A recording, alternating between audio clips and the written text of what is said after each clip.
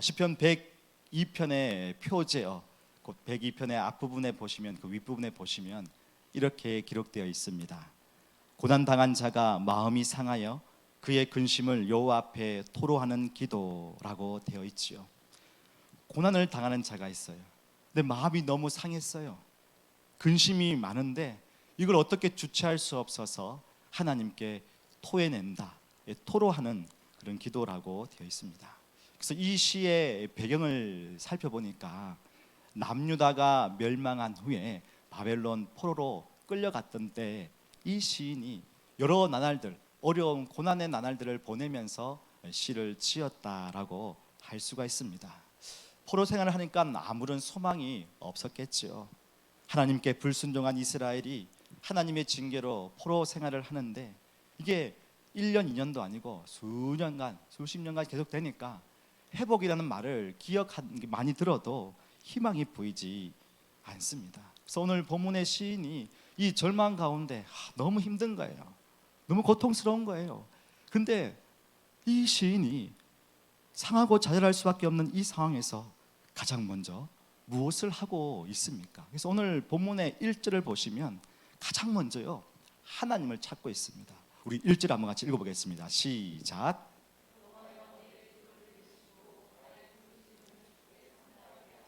예. 처음부터 어떻게 부릅니까? 여호와여, 여호와여. 이 여호와의 이름은요, 영광, 능력, 존귀, 성품을 다 포함하고 있습니다. 시인은 이 하나님, 그 하나님이 어떠한 분인지를 알고 그 하나님을 부르고 있습니다.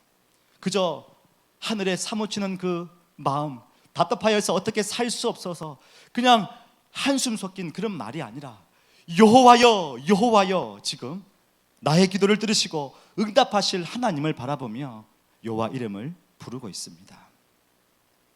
청년 때에 교회 형이 있었는데요, 이 형은요, 무슨 일이 생기기만 하면은 아버지, 아버지, 그렇게 보통 우리가 주여 하는 것처럼요, 주여 하기는 좀 그러니까 항상 아버지, 아버지 하는 형이 있었습니다.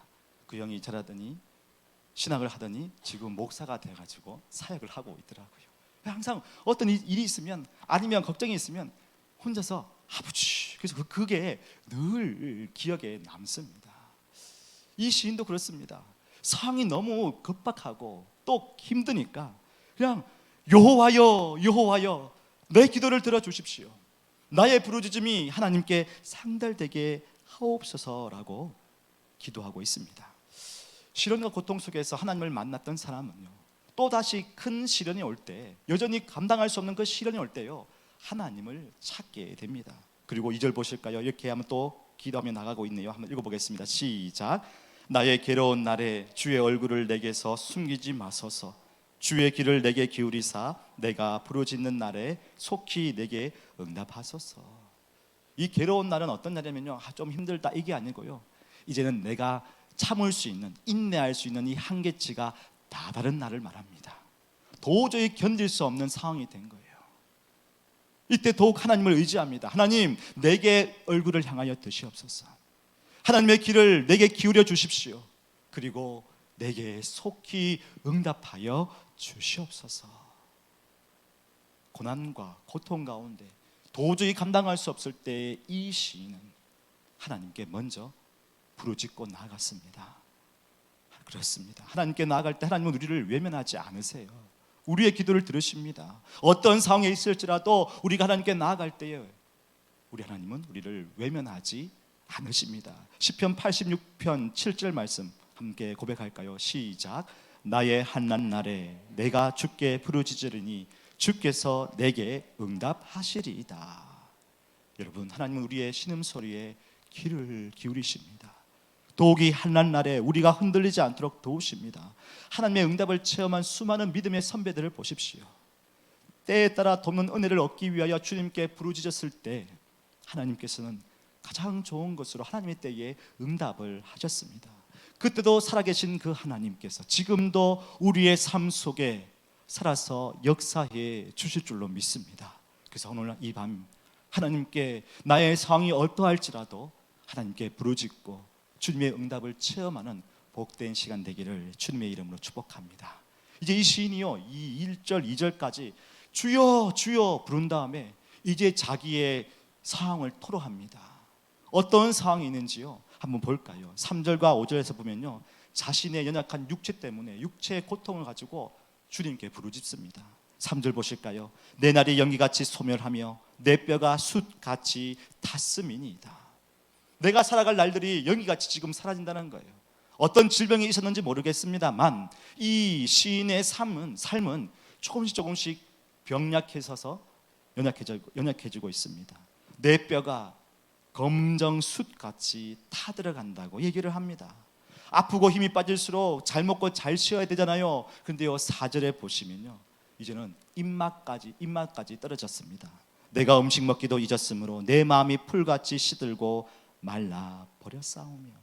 여러분, 몸이 힘들 때는 잘 먹어야 되잖아요.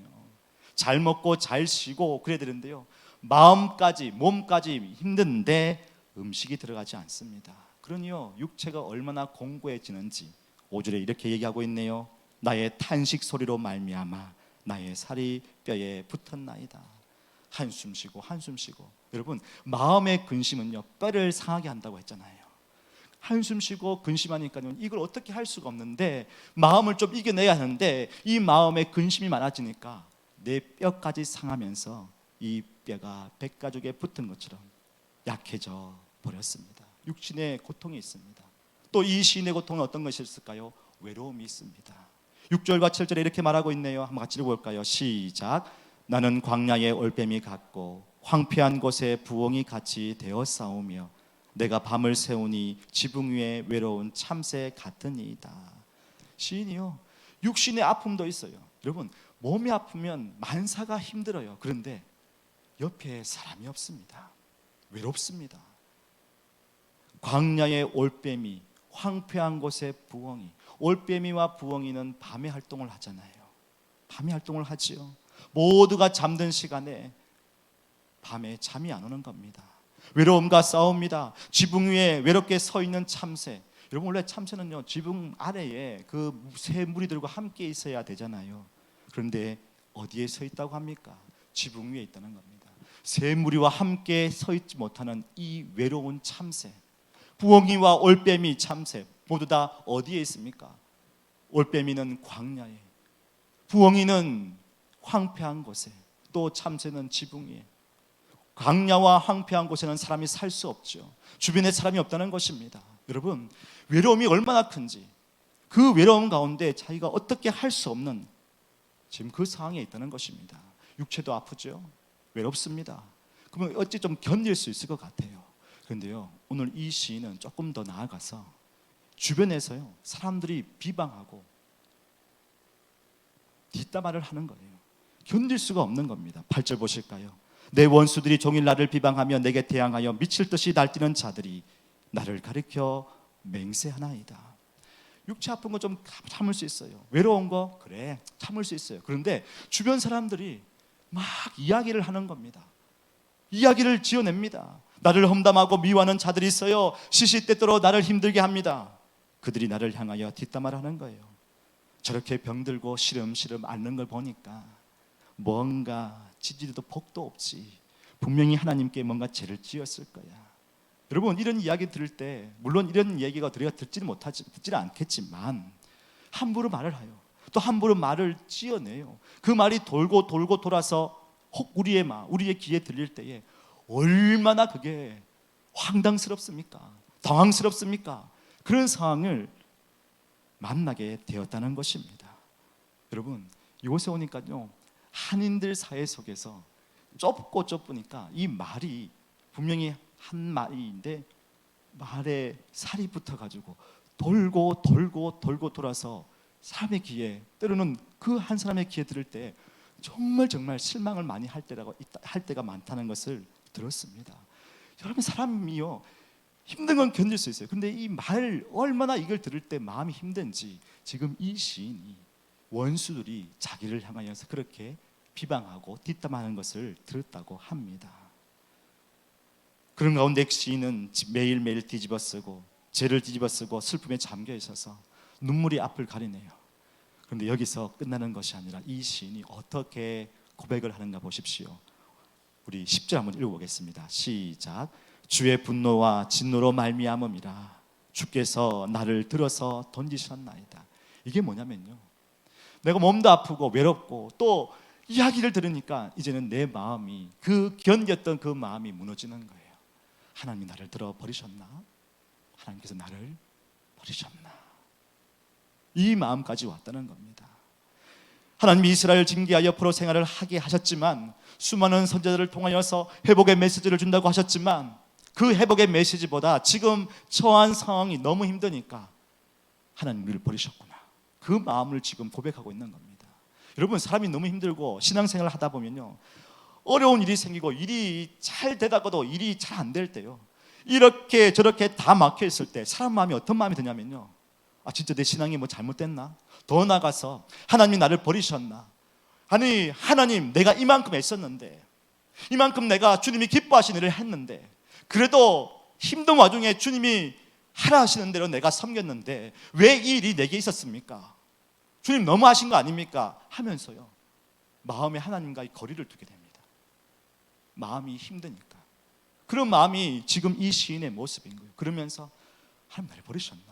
여기까지는 우리가 그렇게 들 수는 안 들 수 있겠지만, 지금 이 시인이 그렇게 나아가고 있다는 것입니다. 사랑의 여러분, 나의 극한 상황에서 계속 상황에만 시선을 두고 있으면요, 그 속에서 헤어나지 못합니다.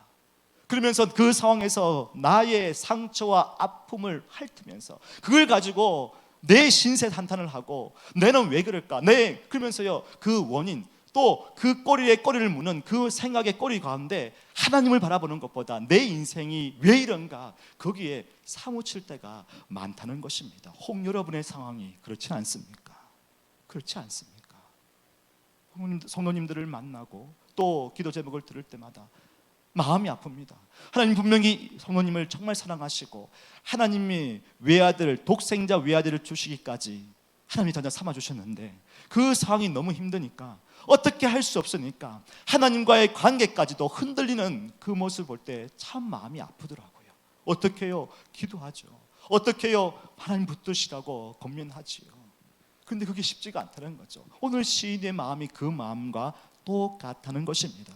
근데 오늘 10절, 11절까지 쭉 이어가는 건데요, 여기까지 보시면 이 시인이 얼마나 지금 힘든지, 육체의 아픔이 있었습니다. 외로움이 있었습니다. 또 주변 사람들이 계속 그 이야기를 지어오니까요, 너무 힘든 겁니다. 그리고 하나님까지 나를 버리셨나, 이 마음에 있으니까 도저히 이 상황에서 좌절과 낙심 가운데 어떻게 할 수가 없네요.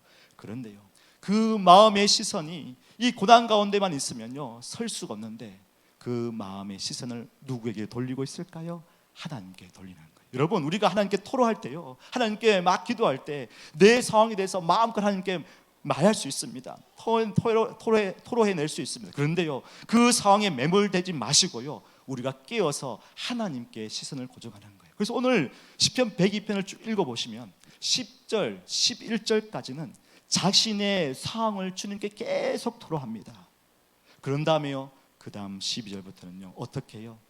내 하나님을 바라보고 있는 거예요. 그래서 오늘요, 하나님께 토로할 때 여러분 마음껏 토로하십시오. 저도요, 삶이 너무 힘드니까요, 정말 많이 주님께 왜 그렇습니까? 왜 이런 가정에 태어나게 하셨습니까? 왜 나는 이랬습니까? 정말 많이 하나님께 울부짖었습니다.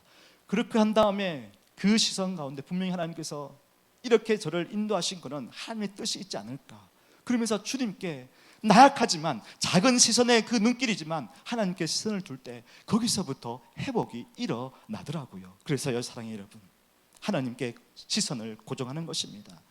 기도를 하다 보면 여러분 신세 한탄과 괴로움에 몸부림칠 때가 있지요.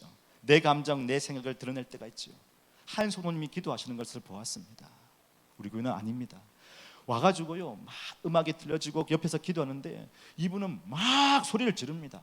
울면서도 소리를 지르기도 하고요, 그냥 막 하나님 아버지 부르면서도요, 또 미치고 죽겠습니다 하면서 이 마음 그대로 토로합니다. 다 토로한 다음에 조용해지시는 거예요. 그런 다음에 하나님의 마음에 집중하는 그 모습을 보았습니다. 여전히 상황은 변화되지 않았습니다. 그런데 그 상황을 바라보는 눈을 어디로요? 하나님께로 향하니까요, 그 울부짖던 이 상황에서 욕은 아니지만요, 엄청난 이야기를 막 하는 거예요. 으아 하면서요, 화가 나가지고 못 견디겠습니다. 정말 하나님께 막 하는데 잠깐이 멈추더니 그렇게 하나님께 기도하면서 하나님이 나에게 어떻게 말씀하시는지 거기에 집중한다는 것을 보게 되었습니다. 그렇습니다. 자신의 상황을 바라보면서 토로했던 그 마음을, 그 시선을요, 하나님께 두니까 하나님께서 어떻게 일하실지, 하나님이 나에게 어떤 존재인지, 어떤 분이신지를 생각하고 내 이 상황에서 주님께 기도했으니까 어떻게 일하실지를 기대하니까 실망과 좌절과 아픔보다는 기대와 소망이 생긴다는 것을 그 기도하는 모습을 보았습니다. 그래서 끝내는 하나님의 은혜였습니다, 하나님께서 하셨습니다는 고백을 하게 되는 것을 듣게 되었습니다. 맞습니다. 하나님께 기도하면요, 하나님께서 그 입술 가운데 그 상황은 똑같을지라도 우리의 입술에서 우리를 변화시켜 주시고 우리를 찬송하게 하시고 또 하나님을 경배하게 하시는 것을 볼 수 있습니다. 시편 28편 7절 한번 읽어보겠습니다. 시작. 여호와는 나의 힘과 나의 방패이시니 내 마음이 그를 의지하여 도움을 얻었도다. 그러므로 내 마음이 크게 기뻐하며 내 노래로 그를 찬송하리로다. 아멘. 이 고백이 저와 여러분의 고백이 되기를 소망합니다. 아무리 어렵고 힘들지라도요, 도저히 감당할 수 없는 그 가운데 있을지라도 때를 따라 돕는 하나님의 은혜가 있기에 주님께 부르짖으며 토로하며 나아가 보십시오. 하나님께서 그 입술 가운데 영광 받으시기에 합당하신 하나님께서 우리의 입술 속에서 하나님께 영광과 찬송을 드릴 수 있도록 우리를 인도해 주실 줄로 믿습니다. 오늘 시편 102편의 시인이 그러합니다. 이제 눈을 들어 하나님을 보니까 하나님께서 어떤 분이신지를 보게 됩니다. 12절에 이렇게 되어 있네요. 여호와여, 주는 영원히 계시고 주에 대한 기억은 대대에 이르리이다. 자신은 한낱 사라지는 안개와 같은 인생이라고 했고 죄를 뒤집어 쓰는 그런 별 볼일 없는 인생이라고 했지만 하나님은 영원히 계시고 주에 대한 기억은 대대에 이르리로다. 옛날에 사셨던, 그리고 살아서 역사하셨던 그 하나님이 지금도 역사하시고 또 우리 후손들까지 역사하실 것을 기대하니까요, 지금 이 상황이 옛날에도 있었던 상황, 지금의 이 고난이, 어려움이 그 옛날에 믿음의 조상도 겪었던 고난인 거예요. 또 우리 믿음의 후손들도 똑같이 삶의 문제 앞에서 겪을 고난인 거예요. 그 고난 앞에서 하나님께서 동일하게 역사하실 것을 기대하니까요, 이 고난 속에서 정답은 하나님을 찾는 거예요. 그 하나님을 지금 바라보고 있는 것입니다. 영원부터 영원까지 살아계신 하나님, 그 하나님이 나의 하나님이 된다고 생각하니까 지금 이 상황 속에서 하나님께 기도할 수 있는 힘, 그 시선을 고정할 수 있는 힘이 생기게 되었다는 것입니다. 이전에도 역사하시는 그 하나님이 지금도 내 상황에서 역사하실 것을 기대하며 하나님께 시선을 고정하는 저와 여러분 되기를 주님의 이름으로 축복합니다. 두 번째는요, 하나님의 때를 기대하라는 거예요. 하나님께 우리가 토로할 때에 하나님께서 하나님의 때에 역사하십니다. 하나님께서 일어나셔서 일하실 때는요, 어느 누구도 막을 자가 없습니다. 우리 13절 한번 읽어보겠습니다. 시작. 주께서 일어나사 시온을 긍휼히 여기시리니 지금은 그에게 은혜를 베푸실 때라. 정한 기한이 다가오미니이다. 하나님께서 일어나셔서 시온을 회복시켜 주십니다. 곧 예루살렘을 회복시켜 주십니다. 바벨론 포로에서 이스라엘 백성들을 이제는 귀환시켜 주신다는 겁니다. 그 정하신 때가 다가오고 있다라고 말씀하고 있지요. 여러분, 하나님에게는 하나님의 때가 있습니다. 하나님 분명히 약속해 주셨어요, 이스라엘 백성들에게. 근데 이스라엘 백성들은 그 회복을 기대한다고 하지만 너무 지금 상황이 힘드니까 회복의 메시지가 귀에 들리지 않는 겁니다. 그러나 하나님은 하나님의 때에 역사하시는 거예요. 사랑해요 여러분, 하나님은 하나님의 그 방법이 있습니다. 우리가 시간을 바라볼 때 하나님의 시간과 우리의 시간이 있어요. 하나님의 시간은 카이로스입니다. 하나님의 때가 있습니다. 우리의 시간은 과거, 현재, 미래, 일상적인 시간이 흘러가는 것을 크로노스라고 얘기를 합니다. 우리의 시간은 먹고 자고 살고 이렇게 살아갑니다. 그러나 그 가운데 하나님의 특별한 개입하심이 있어요. 하나님의 카이로스, 그 우리 크로노스의 그 상황 속에, 시간 속에 하나님께서 친히 간섭하시는 때가 있다는 거예요. 주의 자녀들에게. 대구에서 사역할 때 우리 담임 목사님이 기도를 치지 말고 포기하지 말고 꼭 기도하라며 저희들에게 가르쳐준 하나의 간증을 들려주셨습니다. 목사님이 이제 해외에서 유학을 할 때 사모님과 함께 이제 공부를 하는데 아기가 생기지 않는 거예요. 아기가. 그래서 병원에 갔습니다. 병원에 가니까 선생님이 이렇게 얘기를 합니다. 그 목사님 보고, 선생님 가정은 불임 가정입니다. 10가정 중에 한 가정이 불임 가정이 나오는데 그 불임 가정의 10가정 중에 한 가정이 선생님 가정입니다.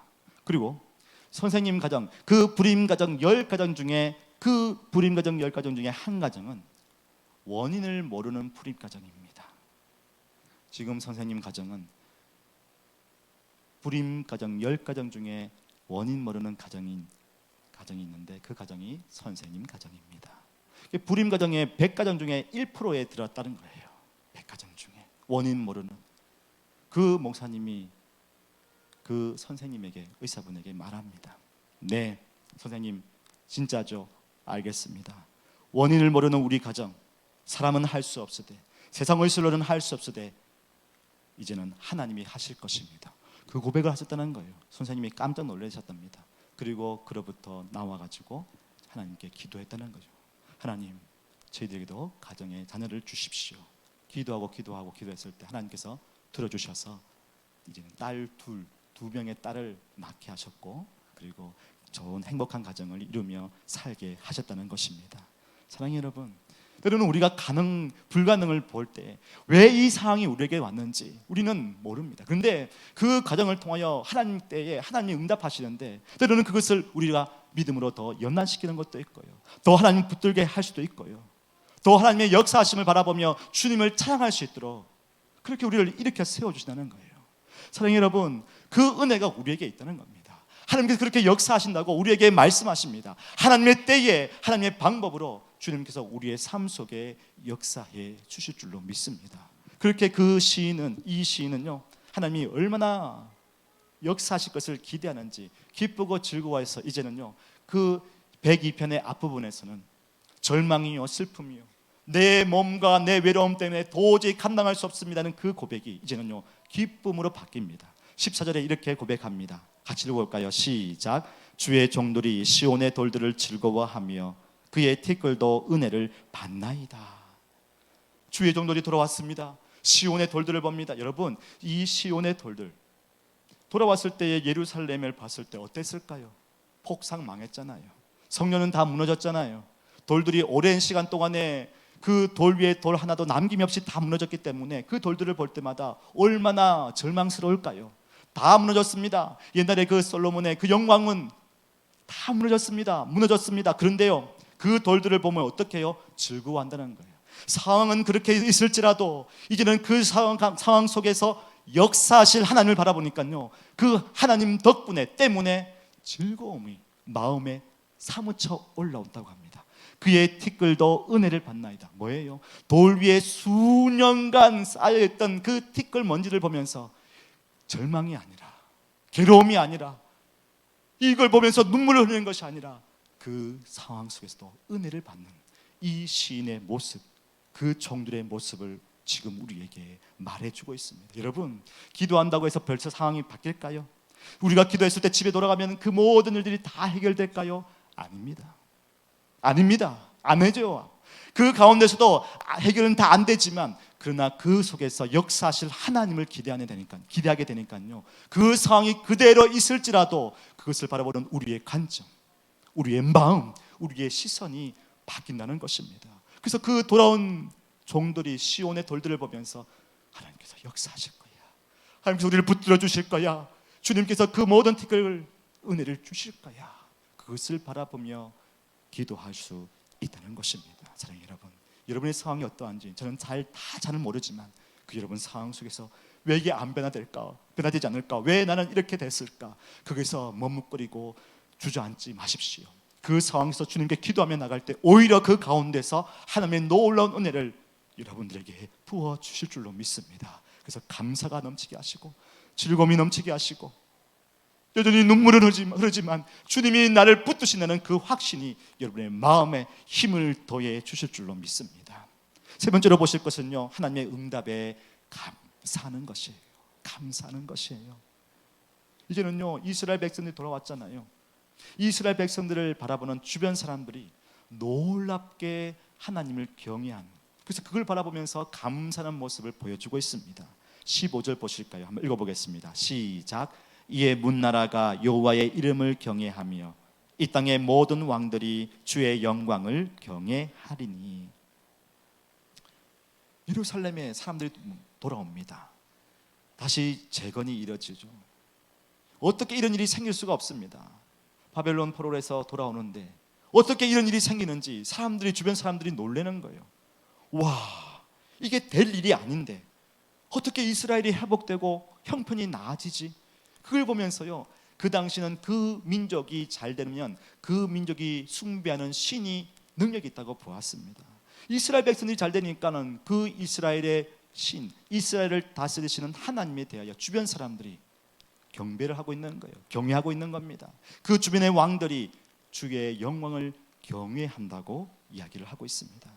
저는 우리 계일중앙교회 성도님들을 만나고 이야기를 들을 때마다 하나님, 우리 성도님들의 삶 속에서 또 우리 교회가, 가정이, 모든 우리 성도님의 가정이 그 기도 가운데 하나님의 놀라운 회복과 치유와 부흥이 일어나게 하여 주시옵소서. 그래서 주변 사람들이 우리를 바라보며, 여러분을 바라보며, 여러분의 상황을 아는 분도 있겠죠, 모르는 분도 있겠죠. 그러나 여러분의 삶 속에 주님의 놀라운 만지심을 통하여 주변 사람들이 믿는 저 집은 다르구나, 그 고백이 그들의 입술 가운데서 흘러나오기를 주님의 이름으로 축복합니다.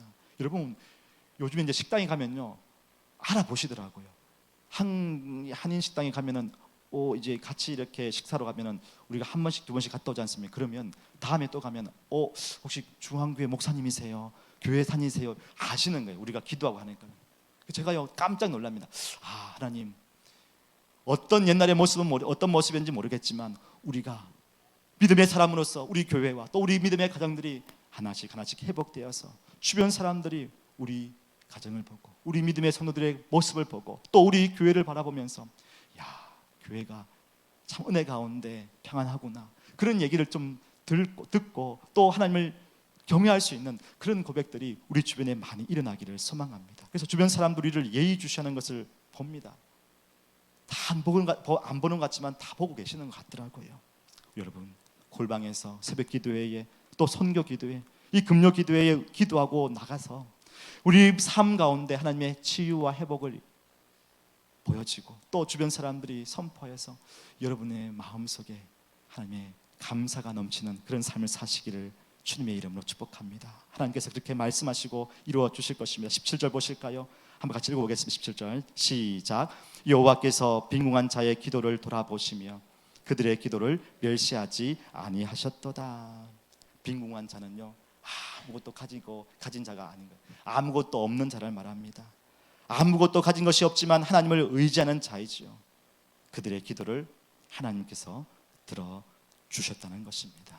사랑하는 여러분, 아무것도 없는 저희들이었습니다. 정말 우리는 주님 앞에서 가난한 자였죠. 근데 하나님께서 우리 안에 그 기도를 들어주시고 하나님께서 우리의 기도를 멸시하지 않을 줄로 믿습니다. 마지막으로는요, 모든 세대가 하나님을 찬양하는 것입니다. 오늘 시일이요, 자신의 상황을 막 돌아한 다음에 그 상황에서 하나님께 시선을 고정하니까 하나님께서 역사하시는, 하나님이 어떤 분인지를 알게 되고 또 하나님께서 어떻게 역사하실 것을 기대하게 되고요, 그 하나님의 놀라운 은혜를 찬양합니다. 여기서 끝나는 것이 아니라 모든 세대가. 그래서 오늘 18절에 보시면 이렇게 얘기를 합니다. 한번 같이 읽어보겠습니다. 시작.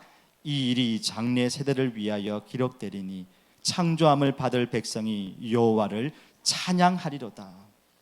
이 일을 장래 세대를 위하여 기록되리니, 그저 이 상황 속에 주님의 일하심이, 주님의 역사하심이 그냥 이 세대에 기억하고 끝나는 것이 아니라 사랑하는 우리 자녀들에게, 사랑하는 우리 후손들에게 기록하여 그들도 하나님을 알고 하나님을 찬양하기를 원하는 마음이 지금 이 시인의 마음이었습니다.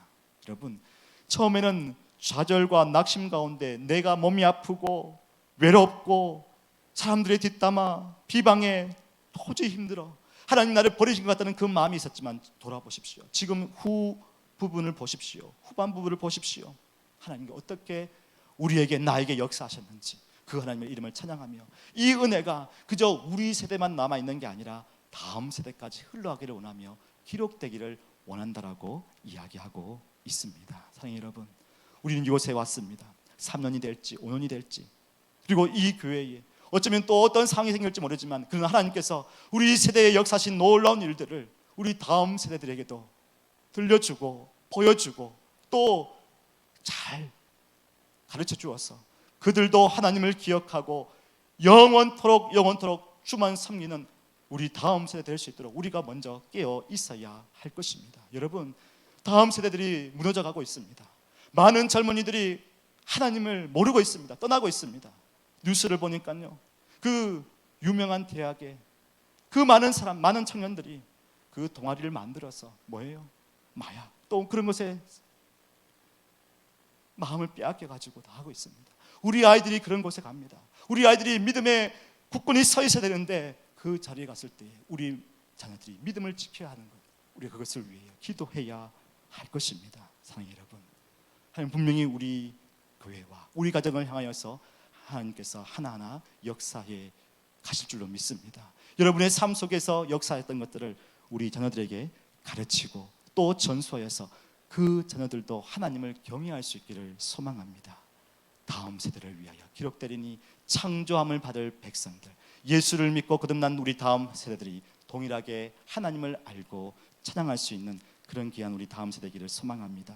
말씀을 마무리하겠습니다. 여러분, 힘들고 지쳤을 때 여러분은 어떤 마음이 듭니까? 감당할 수 없을 때에 도저히 기도도 안 나올 때가 있죠. 그럴 때 그냥 하나님께 여러분의 마음을 다 토로하십시오. 때로는 여러분 남에게 들리지 않을 만큼 여러분 마음에 있는 것들을 다 주님께 토로해 보십시오. 또 하나, 하나님이 어떠한 분인지를 알고 나의 기도를 들으시는 분, 그래서 나의 이 상황보다 하나님께 시선을 고정하십시오. 그럼 하나님께서 하나님의 때에 분명히 응답해 주실 줄로 믿습니다. 그리고 그 하나님의 은혜 가운데 우리를 세워주시고 우리 주변에 우리의 모습을 보고 하나님 살아계시는구나, 그것을 고백할 수 있도록 우리를 붙들어 주실 줄로 믿습니다. 그렇게 하나님께 영드리는 저와 여러분의 인생이 되기를 주님의 이름으로 축복합니다.